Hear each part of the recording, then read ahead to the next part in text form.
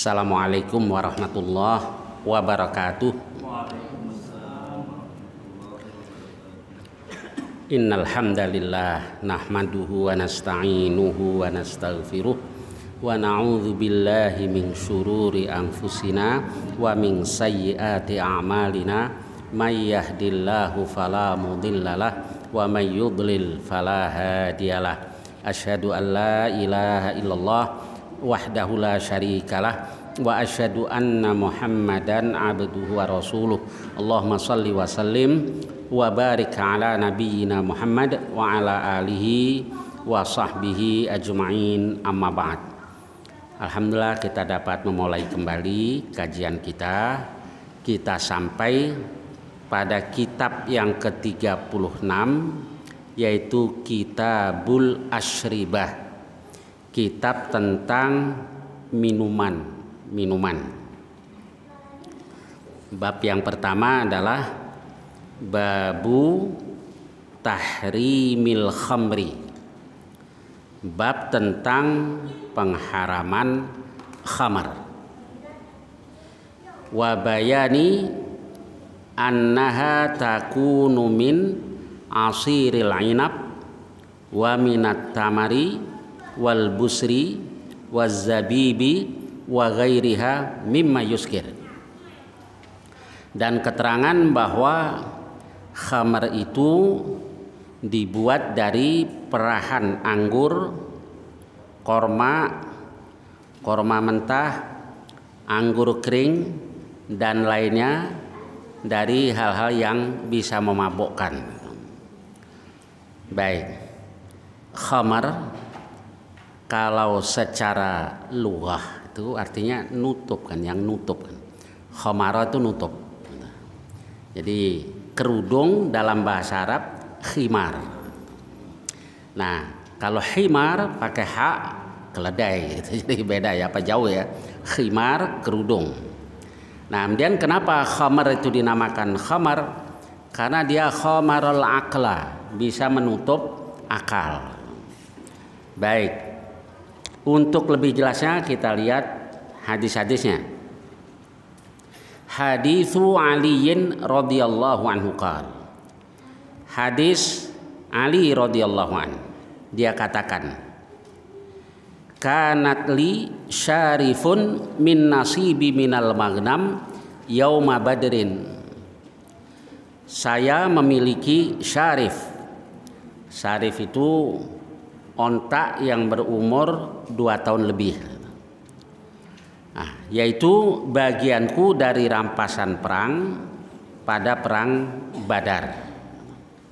Jadi begini, kalau Rasulullah SAW dan keluarganya itu dilarang makan zakat. tapi berhak memperoleh khumus yang 1/5 dari rampasan perang. Nah, kemudian di sini tidak dijelaskan itu dari yang mana. Pokoknya Nabi Ali katakan bagianku dari maghnam atau rampasan perang dalam perang Badar. Wa kana Nabi sallallahu alaihi wasallam a'tani syarifan minal khumus. Berarti ini yang pertama tadi bagiannya. Jadi orang yang pasukan yang perang di jalan Allah nanti akan dapat bagian dari ghanimah tadi. Lalu dikasih lagi satu oleh Rasul. Nah, itu minal khumus, bagian dari yang khumus. Sebab rampasan perang itu diambil dulu yang khumus 1/5. 1/5 itu lillahi war rasul walidil kurba, untuk kerabat yakni ahlul bait Rasulullah SAW, dan juga miskin dan seterusnya. Kemudian jadi dia dapat dua ekor onta, satu bagian dari ghanimah yang dikasih satu lagi oleh Rasul itu dari khumus tadi. Falamma aradtu an abtaniya bi Fatimah binti Rasulillah SAW. Ketika aku ingin abtaniya, ibnanya itu masuk. Jadi kalau dalam bahasa Arab tuh pengantin tuh kadang habis dinikahkan kan belum tentu dipertemukan. Nah, kalau mau dipertemukan namanya mau membangun. Bana ya bani kan membangun. Itu istilah mereka. Ada yang katakan dari kata mana itu kok kemudian dikatakan membangun. Ada yang katakan dulu seorang suami kalau mau menggauli istrinya itu rambutnya disanggul di atas lah gitu, Pak. Jadi kayak bangunan itu. Maka selanjutnya kalau pengantin mau dipertemukan misalnya dinikahkan sekarang tapi belum dipertemukan, setahun kemudian baru nah itu namanya mau membangun. Nah, si Ali bin Abi Thalib sebagaimana sudah kita kaji pada bab-bab sebelumnya kan dinikahkan oleh Rasul dengan Fatimah. Dan ketika dia mau dibawa ke tempat, mau masuk ke tempat Fatimah, dia katakan bahwa wa'attu rajulan sawwagan min bani Qainuqa. Saya mengadakan perjanjian dengan seorang lelaki sawwagan, tukang bikin perhiasan dari bani Qainuqa.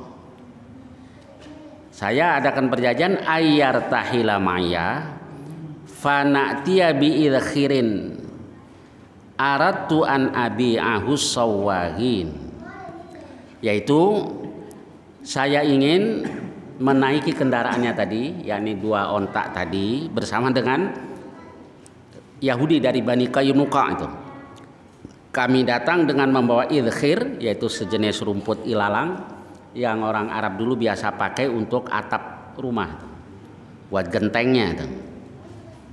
Aradtu an abi'ahu sawwagin, saya ingin menjualnya kepada sawwagin, para tukang bikin perhiasan itu.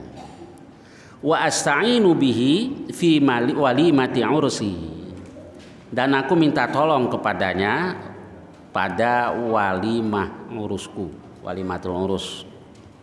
Jadi Ali mau mengadakan walimatul urus dan dia dapat 2 ekor onta, dia mau bawa ngangkut idkhir, mau dijual kepada orang-orang Yahudi tukang bikin perhiasan itu. Nah, dia minta tolong pada seorang di antara mereka. Nanti kita bawa ini ya. Baik. Fa baina ana ajma'u li syarifayya mata'an minal aqtab.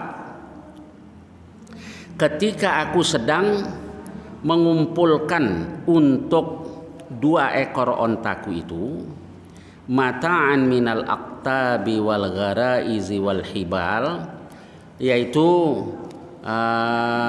pelana, kemudian tempat bawa barang itu yang ada di onta, dan juga tali. Dia kumpulkan, dia persiapkan untuk itu.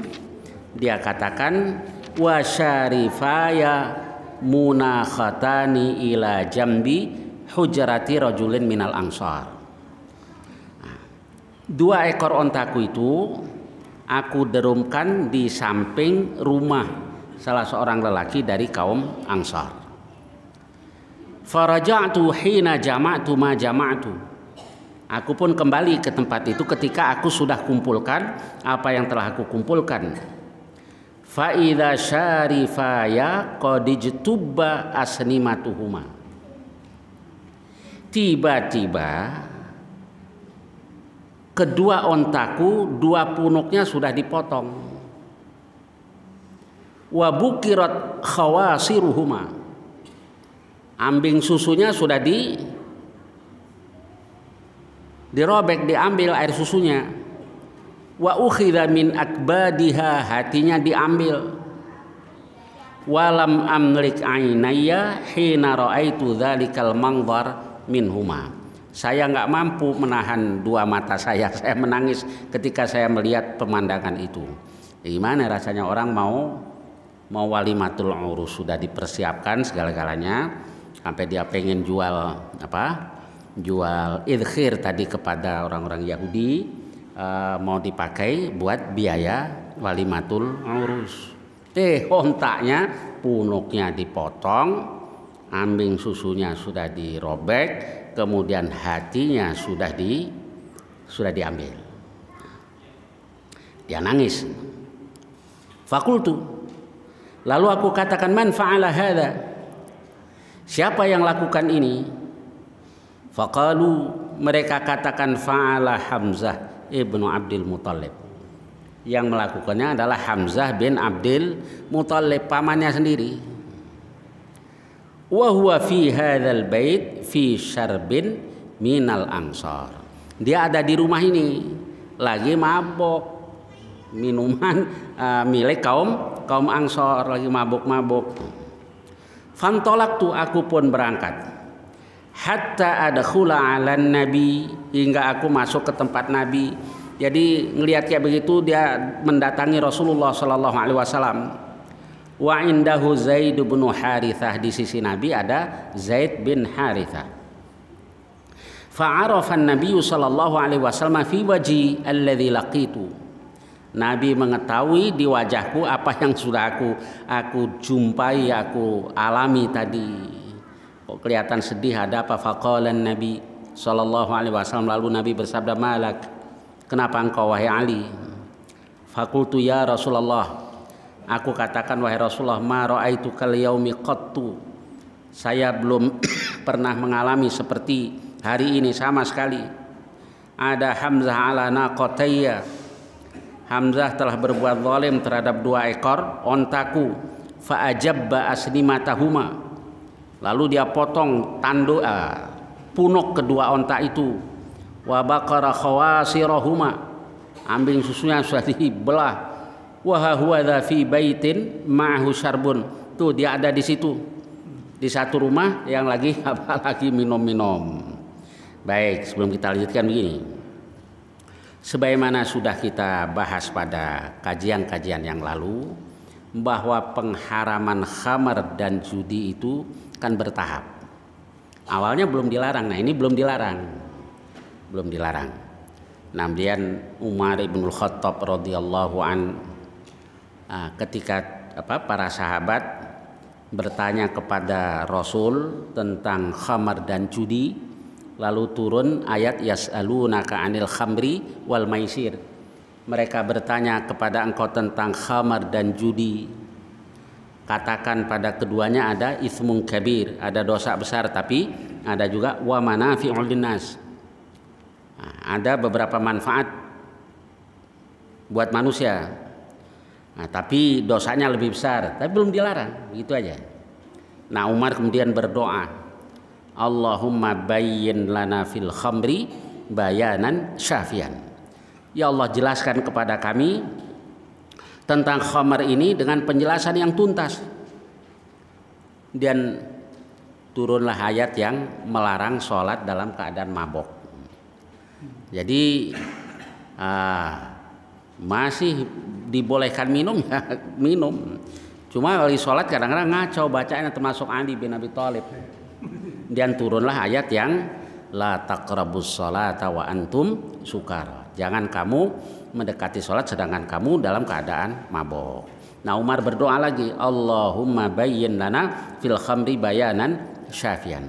Nah akhirnya turunlah ayat itu, innamal khamru wal maisir dan seterusnya itu. Khamr, judi dan seterusnya adalah rijsun min amal syaitan. Dia diperintahkan untuk meninggalkan. Lalu di akhir ayat itu Allah katakan fahal antum muntahun, apakah kalian mau pada berhenti. Begitu turun ayat itu, nah baru pada berhenti. Intahaina ya Rob, intahaina ya Rob. Gampang ya kalau sahabat ya, pecandu. Begitu sudah dengar apa ayat yang melarang, ya sudah berhenti.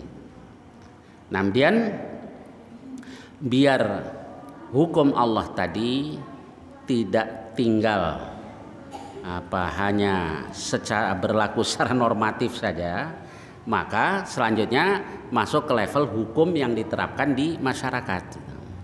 Nah, setelah turun ayat tadi, ada orang yang dari jenggotnya netes khamar, dan dibawa kepada Rasul.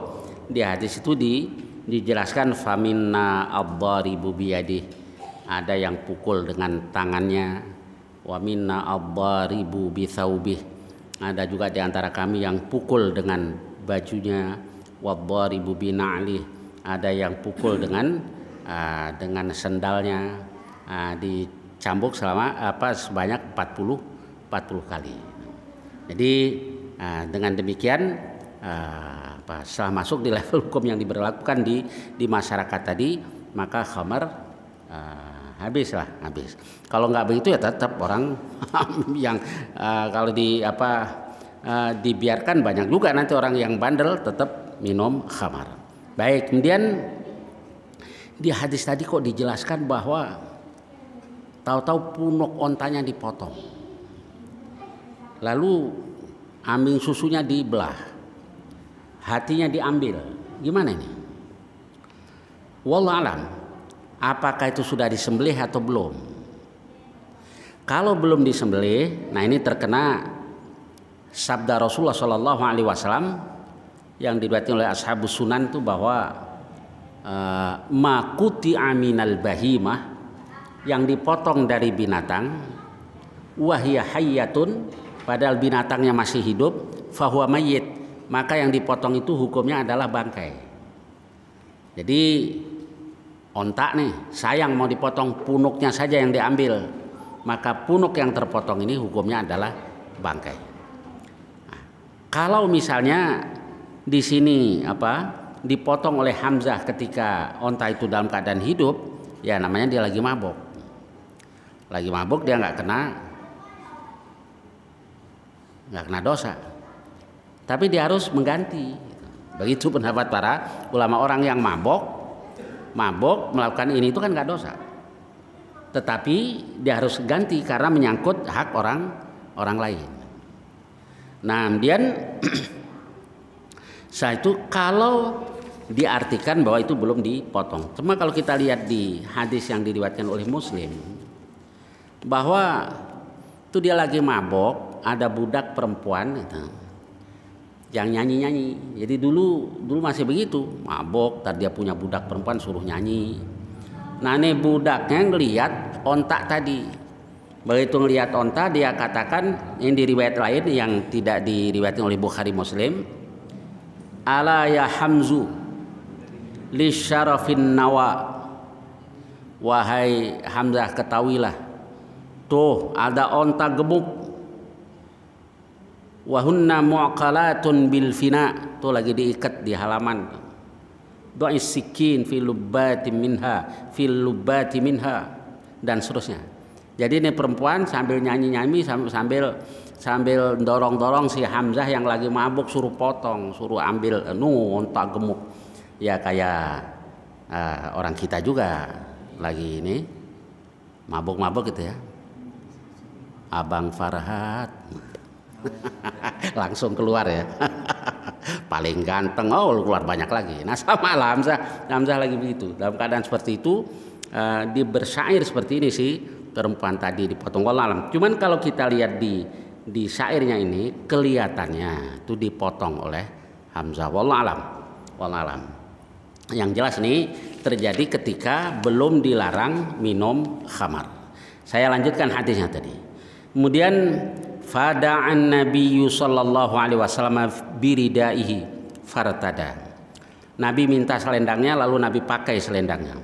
Tsumman talaqa yamshi, berangkatlah Nabi berjalan. Wattaba'tuhu ana wa Zaid bin Harithah. Aku dan Zaid bin Harithah mengikutinya. Hatta ja'al bait, hingga Nabi datang ke rumah alladzi fihi Hamzah, yang di dalam rumah itu ada Hamzah. Fasta'dzan, lalu Nabi minta izin. Fa'adzinu lahum, mereka izinkan buat mereka, yakni buat Rasul, Ali dan Hamzah. Fa'idahum syarbun, ternyata mereka lagi minum-minum. Fa tafiqa Rasulullah sallallahu alaihi wasallam yalumu Hamzah fima fa'al. Mulailah Rasulullah SAW mencela Hamzah tentang apa yang telah dia lakukan. Fa idza Hamzatu qad samila muhmarratan aina. Ternyata Hamzah lagi mabuk, dua matanya merah. Fa nadhara Hamzah ila Rasulullah SAW. Hamzah melihat ke Rasul. Tsumma sa'adan nadhar. Dia angkat, dia tinggikan pandangannya, dia lihat ke atas, dilihatin Rasul. Fanadhara ila rukbati, dia lihat lututnya. Kemudian tsumma sa'adan nadhar, dia angkat lagi penglihatannya. Fanadhara ila surratih, dia lihat perut atau pusat Rasul. Tsumma sa'adan nadhar, fanadhara ila wajih, dia angkat lagi penglihatannya, dia lihat wajah Rasul. Namanya orang lagi mabok ya, perhatiin tapi nggak sadar juga. Tsumma qala Hamzah, kemudian Hamzah katakan, hal antum illa abidun li abi, bukankah kalian ini tidak lain adalah budak bapakku? Jadi Rasul dibilang begitu karena dia dalam keadaan mabok. Fa'arafa Rasulullah SAW, lalu Rasul tahu annahu qad thamila, bahwa dia telah mabok. Fa naqasa Rasulullah SAW ala aqibai al-qahqara, lalu Nabi mundur, berpaling mundur. Wa kharajna ma'ah, dan kami keluar bersama dengan Rasulullah SAW. Jadi hadis ini yang diceritakan di hadis ini ketika belum diharamkan khamar. Baik, kemudian hadis berikutnya. Haditsu Anasin radhiyallahu anhu qala kuntu saqiyal qaumi fi manzili Abi Talha. Saya sedang memberikan minum kepada kaum itu di rumah Abu Talha. Abu Talha bapak tiri dari Anas bin Malik, yaitu suami dari Ummu Sulaim. Wa kana khamruhum yauma idzin al-fadih, dan khamar mereka pada hari itu adalah al-fadih. Al-fadih itu khamar yang dibuat dari korma yang masih mentah. Kemudian sebelum dia korma yang masih muda. Kemudian lanjutannya fa'amara Rasulullah SAW munadian yunadi, lagi pada mabuk-mabuk di tempat Abu Talha. Rasul perintahkan seseorang berseru, ala innal khamra qad hurrimat, ketahuilah khamar telah dilarang. Faqala li Abu Talha, lalu Abu Talha katakan kepadaku, ukhruj fa'ahrikaha, coba keluar, tuang, buang. Fakharajtu faharaktuha, aku keluar dan aku menuangnya. Fajarat fi sikakil Madinah, kemudian mengalir di lorong-lorong Madinah. Itu karena banyaknya orang yang mabuk pada waktu itu. Cuma begitu dilarang ya langsung pada dibuang. Nah, itulah para sahabat radhiyallahu anhum sampai basah jalan-jalan kan, berarti banyak pada punya khamar. Kemudian faqala ba'dul qaum, lalu sebagian dari kaum itu di antara sahabat ada yang katakan, qad qutila qaumun wa hiya fi butunihim, beberapa kaum, beberapa sahabat terbunuh dalam keadaan khamar ada di perut mereka. Masa gimana ini? Sebelum dilarang nih, banyak juga sahabat yang lagi mabuk terbunuh dalam peperangan di jalan Allah. Fa'anzalallah, lalu Allah turunkan yang ada di Al-Maidah ayat 93 itu. A'udzubillahi minasyaitonirrajim. laisa 'alal ladzina amanu wa 'amilus solihati junah. Tidak ada dosa buat orang-orang yang beriman dan berbuat saleh. Tidak ada dosa buat orang-orang yang beriman dan berbuat saleh. Idza mattaqau wa amanu. Kalau mereka bertakwa dan beriman. Wa 'amilus solihat dan berbuat yang saleh. Tsumma taqau wa amanu. Kemudian bertakwa dan beriman. Tsumma taqau wa ahsanu. Kemudian bertakwa dan berbuat baik. Wallahu yuhibbul muhsinin. Apa maksud ayat ini itu? Jadi tidak ada dosa buat orang-orang yang beriman dan berbuat solih tentang apa yang mereka makan. Di zaman kepemimpinan Umar ibnul Khattab radhiyallahu an, ada beberapa orang Syam salah dalam memahami ayat tadi. Tapi benar-benar salah, bukan karena apa? Bukan karena sengaja mau membelokkan ayat Quran, tidak. Jadi berdasarkan ayat ini berarti kalau seseorang itu beriman dan bertakwa, makan apa saja boleh, minum apa saja boleh. Lalu dipanggil oleh Umar, datang. Kemudian Umar kan keras. Nah, Ali bin Abi Thalib lah yang menyarankan kepada Umar, istatibhum, suruh tobat saja. Dan ditanya, ternyata alasannya ayat tadi, asal orang beriman, bertakwa, berbuat solih, makan apa saja boleh. Dibalikin oleh Umar, kalau beriman dan bertakwa dong, dia tidak akan minum khamar, karena khamar kan dilarang. Langsung terima. Jadi ada orang yang kelihatannya menentang ayat Allah, tapi benar-benar karena memang salah dalam memahami. Nah, kalau yang kayak begini, begitu diluruskan, ya langsung dia terima, karena benar-benar keliru. Jadi tidak dibunuh oleh Umar. Padahal kalau sengaja mau merubah, membelokkan ayat Allah, nah kan halal darahnya. Tetapi enggak, karena istatibhum kata Ali, dan diikuti saran Ali itu oleh Umar ibnul Khattab radhiyallahu anhu. Baik. Kemudian di ayat tadi disebut berulang-ulang, laisa 'alal ladzina amanu wa 'amilus solihati junahum fima ta'imu idza mattaqaw wa amanu wa 'amilus solihat. Apabila mereka bertakwa, beriman dan berbuat saleh. Lalu diulang lagi, tsumma taqaw wa amanu. Kemudian bertakwa dan beriman, tsumma taqaw wa ahsanu. Kemudian bertakwa dan berbuat baik. Nah, ini kalau Ibnu Jarir At-Tabari mentafsirkan begini, kok disebut 3 kali?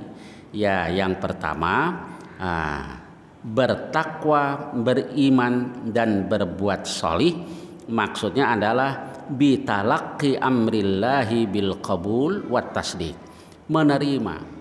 Menerima perintah Allah tadi. Dia terima dan dia percaya. Jadi amanu idza mattaqaw wa amanu wa amilus sholihat.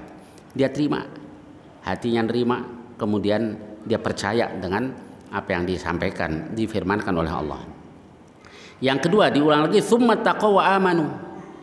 Kemudian mereka bertakwa dan beriman, yakni bisabati ala tasdiq. Terus dia tetap percaya dengan apa yang difirmankan Allah. Wa tarki tabdil wa taghyir. Dia tidak mau merubah ayat Allah. Sekali percaya, ya sudah percaya terus.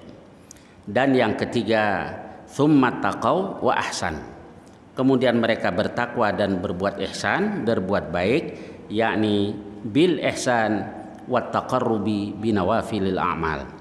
Dia beriman, bertakwa, berbuat baik, yakni dalam arti bertakwa dengan cara berbuat ihsan, mendekatkan diri kepada Allah dengan melakukan yang nafilah. Nafilah ini tafsiran Ibnu Jarir At-Tabari. Jadi ayat ini diulang-ulang di ayat tadi. Baik, saya lanjutkan. Nah, inilah sababun nuzul dari ayat tadi. Yaitu karena ada pertanyaan sahabat, ada beberapa orang yang minum, khamarnya masih ada di perutnya, dan terbunuh di jalan Allah. Tapi itu terjadi sebelum dilarang minum khamar. Dan pelarangan khamar itu sebenarnya bukan hanya yang meminum. Kalau di hadis yang diriwayatkan oleh Ahmad dari Ibnu Umar, dia katakan bahwa lu'inatil khamru ala asyarati aujuh. Jadi dilaknat, kalau dilaknat itu berarti dilarang keras itu. Khamar itu dari 10 10 sisi. Yang pertama, lu'inatil khamru bi'ainiha. Khamr itu sendiri dilaknat. Yang kedua, wasyaribuha, yang meminumnya. Wasaqiha, yang memberikan minum. Jadi yang minum juga haram, yang menghidangkan minuman juga haram. Jadi saya jadi ingat teman dekat sama bukan orang Arab yang di sini, Arab yang di sana, yang bandel-bandel. Jadi dia minta tolong suruh ambilin khamar. Dia spontan aja, nggak pakai mikir, diambilin. Yang penting gua nggak minum gitu. Lagi dibawa, nggak, dia hafal hadisnya, la'anallahu syaribal khamri wa hamilah. Allah melaknat orang yang minum khamar, yang membawakan, langsung ditaruh pada dia, gubrak di jalan. Jadi kadang-kadang ngeledek juga ya, ngeledek orang yang yang taat. Baik, jadi yang dilaknat banyak tuh, yang minum khamarnya itu sendiri, yang minum, wasaqiha, yang memberikan minum, wa ba'i'uha, dan yang menjualnya, wa mubta'uha, dan yang membelinya, wa asiruha, yang memerah, yang membuat, yang bikin, wa mu'tasiruha, yang minta dibikinin, wa hamiluha, yang membawakan, dan seterusnya. Dan wal mahmulah ilaih, yang dibawakan, wa akilu thamaniha, dan yang makan harganya. Jadi kalau suatu yang haram itu harganya juga haram. Innallaha idza harrama ala qaumin akla syai'in harrama alaihim tsamanah. Sesungguhnya Allah apabila melarang atas satu kaum makan sesuatu, Allah haramkan juga harganya. Baik, kita lanjutkan bab kelima. Babu karohati, bab tidak disukai. Intibadhi tamri waz zabib makhlutain. Mencampur tamar, korma, dan zabib, kismis, anggur kering. Jadi dulu Rasul, para sahabat itu biasa minum dari rendaman zabib, anggur kering. Tapi kan nggak boleh melebihi 3 hari 3 malam. Sebab kalau lebih dari 3 hari 3 malam nanti akan berubah, sudah terjadi fermentasi kan. Itu biasa mereka minum. Nah, tapi ada yang Nabi larang, jangan dicampur antara zabib dan tamar. Hadits Jabir radhiyallahu anhu qala nahan Nabi sallallahu alaihi wasallam aniz zabib wat tamri wal busri war rutab. Nabi melarang zabib, kismis, tamar, korma, wal busri war rutab. Korma yang mentah, korma yang muda dicampur jadi satu, direndam. Jadi kalau direndam, kata para ulama itu cepat proses perubahannya, fermentasinya, dan berubah nanti jadi khamar. Baik, kita lanjutkan dulu. Hadis berikutnya, hadits Abi Qatadah qala nahan Nabi SAW melarang ayyujma'a bainat tamri waz zahwi. Nabi melarang antara korma dan korma, maksudnya dikumpulkan, disatukan antara korma dan korma yang masih mengkel. Wat tamri waz zabib, korma dan juga kismis. Tetapi hendaknya wal yumbad kullu wahidin minhuma ala hidah. Hendaknya dibikin sendiri-sendiri, jangan dicampur. Kalau dicampur cepat berubah jadi khamar. Nah, kemudian hadis berikut saya tambahkan sedikit, babun nahi anil intibal fil muzaffat wad duba wal hantam wan naqir wa bayani annahu mansukhun wa annal yauma halal ma lam yasir muskiran. Bab larangan membuat minuman di muzaffat. Ini dulu sudah kita kaji di Kitabul Iman, yaitu ketika ada rombongan dari Hajar, wilayah Bahrain, utusan dari sana datang kepada Rasul. Nah, kemudian mereka jauh-jauh datang ke tempat Rasul. Sampai ke tempat Rasul, mereka katakan, ya Rasulullah, ataina kamin suqqatin ba'idah. Kami datang kepada engkau dari jarak yang jauh, wala nakhlusu ilaika illa fil hurum. Kami nggak bisa lolos, nggak bisa sampai ke tempatmu illa fil hurum, kecuali di bulan-bulan haram. Jadi di zaman jahiliyah itu kalau nggak di bulan haram, kalau ada satu suku, satu kabilah yang bepergian bisa dibunuh, bisa dirampas hartanya oleh kabilah-kabilah yang dilalui. Kecuali di bulan haram. Bulan haram yaitu bulan Rajab, Dzulqa'dah, Dzulhijjah, Muharram. Kalau di 4 bulan ini gencatan senjata. Dan itu hukum yang masih dipatuhi oleh orang-orang musyrik. Jadi itu aturan Allah tapi masih mereka patuhi. Yang inna iddatash syuhuri indallahi 12 syahran fi kitabillah dan seterusnya itu. Di antara 12 bulan itu ada minha arba'atun hurum. Jadi kabilah tadi datang ke tempat Rasul ke Madinah bersusah payah. Jadi mencari bulan haram dulu. Bulan haram jalan aman. Wala nakhlusu ilaika illa fil hurum. Tapi ada satu kabilah yang bepergian kapan saja aman. Nah itu orang Quraisy. Nah, kenapa orang Quraisy aman? Karena mereka menjaga Baitullah. Jadi dihormati oleh suku-suku bangsa Arab yang lain. Maka turunlah surah Quraisy. Li'ila fi Quraisyin ila fihim rihlatasy syita'i was-shaif. Karena kebiasaan orang-orang Quraisy bepergian di musim syita dan shaif, maksudnya kamu biasa bepergian kapan saja di musim syita dan shaif bukan karena Quraisymu, tapi karena kamu menjaga Baitullah. Maka falyabudu rabb hadzal bait. Adalah mereka sembah Tuhan pemilik rumah ini. Alladzi at'amahum min ju' wa amanahum min khauf. Baik. Utusan dari Bahrain tadi datang kepada Rasul minta nasihat. Nah, beritahukan kepada kami apa yang kau perintahkan dan apa yang kau larang untuk kami pakai dan juga kami sampaikan kepada kaum kami. Nah, kemudian Nabi melarang beberapa hal di antaranya ini. Haditsu Anas ibni Malik. Anna Rasulullah SAW qal bahwa Rasul bersabda la tantabidhu fid dubba. Jangan kamu bikin minuman di dubba. Nah, dubba itu tempat yang dibikin dari kayak sejenis labu. Apa buah labu itu kan bisa kulitnya buat tempat air minum. Nah, mereka biasa pakai itu dikeringkan dipakai untuk membawa minuman keras. Buat wadah minuman keras. Apa ya kalau saya masih kecil dulu kalau di kampung orang bikin kayak buah maja gitu. Apa ya, maja ya, di sana juga maja ya. Apa ya, orang tadi mungkin maja juga, maja apa berenok namanya. Maja juga ya. Nah, itu kan ya kan dikeringin isinya dibuang, dikeringin bisa itu buat tempat itu. Nah, mereka membuat minuman khamar itu dari di wadahnya itu. Ya mungkin karena pori-porinya kan nih. Kemudian yang kedua wala fil muzaffat, jangan juga di muzaffat. Muzaffat itu kayak guci gitulah, apa yang dilabur dengan ya sejenis ter. Itu maksudnya biar tidak pori-porinya biar ketutup. Ya sama orang sekarang bikin khamar kan juga dari wadah yang dibikin seperti itu. Nah, Nabi katakan la tantabidhu fid dubba wala fil muzaffat. Dan di hadis berikutnya hadis Ali nahan Nabi anid dubba wal muzaffat.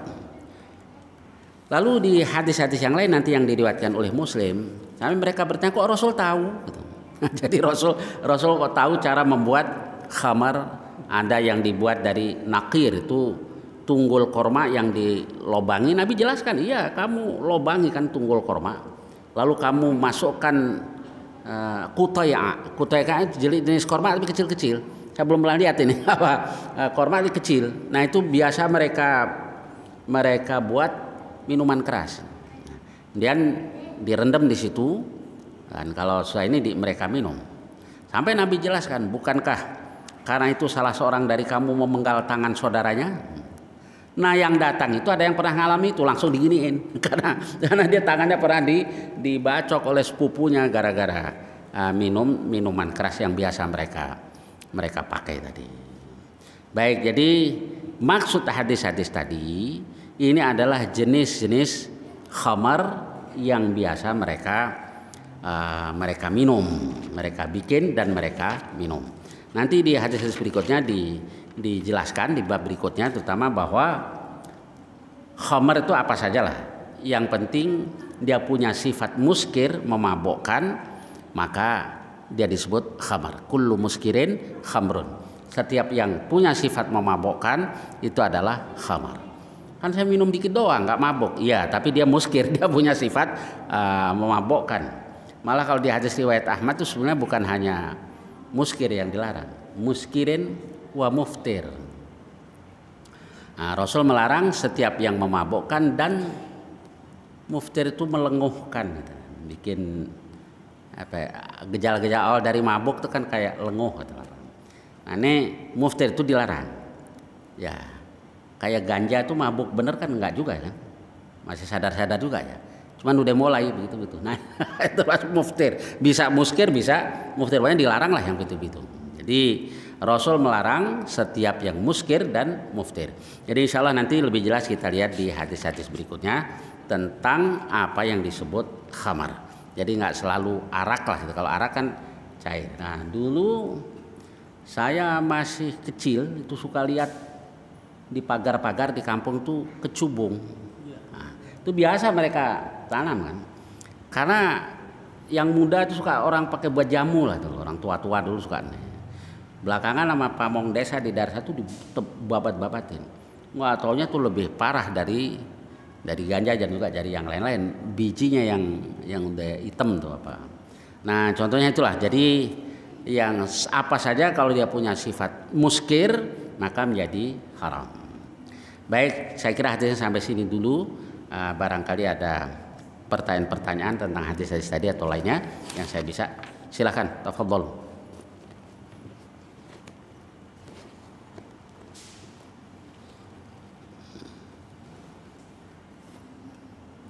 Ya, silakan. Ya.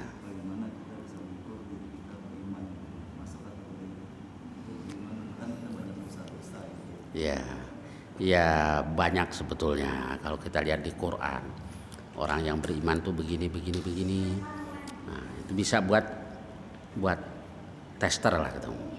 Ya, salah satunya. Di banyak ya ayat yang bicara itu salah satunya. Innamal mu'minuna alladzina idza dzukirallahu wajilat qulubuhum wa idza tuliyat 'alaihim ayatuhu zadatum imanan wa 'ala rabbihim yatawakkalun. Hanya kan berarti yang tidak begitu nggak beriman kan atau nggak sempurna imannya. Orang-orang mukmin itu idza dzukirallahu wajilat qulubuhum. Kalau disebut nama Allah hatinya takut. Nah, dibacakan ayat Allah makin beriman. Wa idza tuliyat 'alaihim ayatuhu zadatuhum imana. Kalau dibacakan kepada mereka ayat-ayatnya, ayat itu menambah iman mereka wa 'ala rabbihim yatawakkalun. Itu salah satunya itu. Nah, sampai nanti masih banyak lagi lah ayat-ayat yang lain yang menjelaskan tentang ciri-ciri orang-orang yang beriman.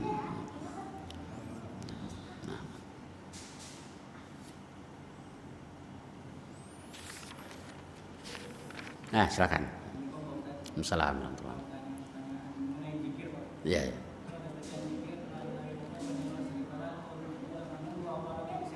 Betul.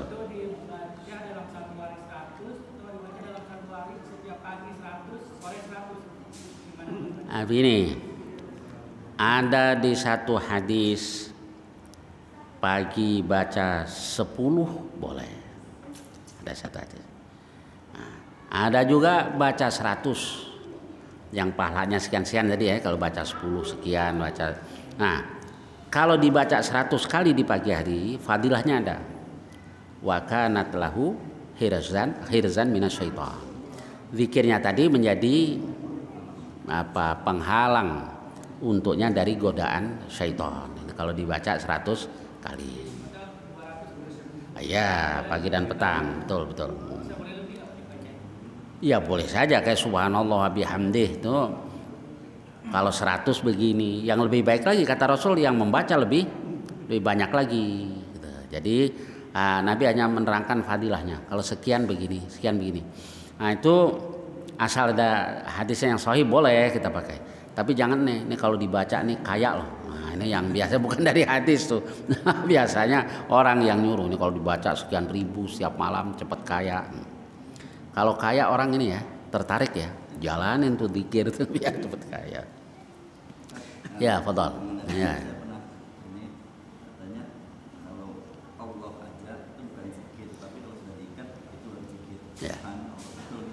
Ya, kan tidak ada memang hadis yang memerintahkan berzikir dengan Allah saja, enggak ada kan. Dengan secara mufrad gitu ya. Yang dicontohkan Rasul semuanya satu kalimat. Subhanallah wa bihamdi. Misalnya gitu. Dan astagfirullah wa atubu ilaih. Dan juga yang lain-lain. Lalu kok di Quran ada kulillah, katakan Allah. Nah, lihat ayat sebelumnya dong. Bicara tentang apa itu? Katakan Allah. Jadi bukan disuruh berzikir dengan kata Allah. Bukan tidak boleh nyebut Allah, Allah juga boleh. Tapi kalau zikir yang diajarkan Rasul semuanya berupa kalimat. Jadi bukan hanya Allah gitu saja enggak. Misalnya ya apa ini? Subhanallah wa bihamdi adada khalqih wa ridha nafsih wa zinata arsyih wa midada kalimatih. Itu kan ada berbentuk kalimat semuanya. Allah alam, insyaallah begitu. Baik, lagi. Baik, kalau tidak ada sampai di sini, mudah-mudahan banyak manfaatnya. Wallahu muwaffiq. Assalamualaikum warahmatullahi wabarakatuh.